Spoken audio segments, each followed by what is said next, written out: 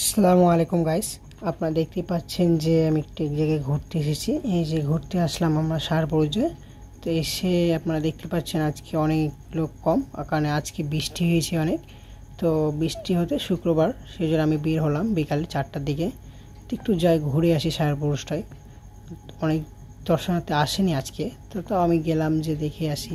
আমি অনেক দিন থেকে যাইনি, আমাদের এলাকাতে আছে এই সারবরুজটি।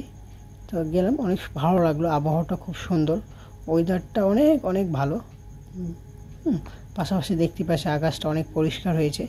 সকাল থেকে বৃষ্টি হচ্ছে, বৃষ্টি হচ্ছে সকাল থেকেই।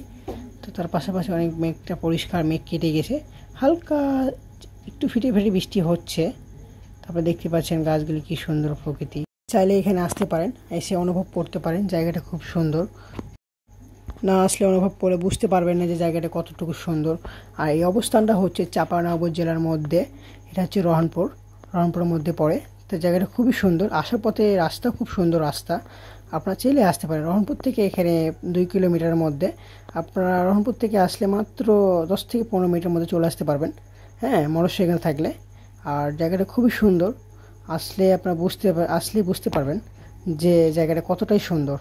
আমি বলে বোঝাতে পারছি না আপনাদেরকে যে এতটাই সুন্দর যে দেখলে না দেখলে বুঝতে পারবেন না। আশেপাশে প্রকৃতি, গ্রামের লোকজন খুবই ভালো।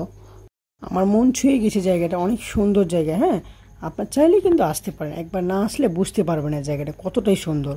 আর অনেক উঁচুতে, এখনও মাটি বৃষ্টি হওয়ার কারণে ধসে গেছে, এখনও উঁচুতে আছে, দেখতেই পাচ্ছেন কতটাই উঁচু।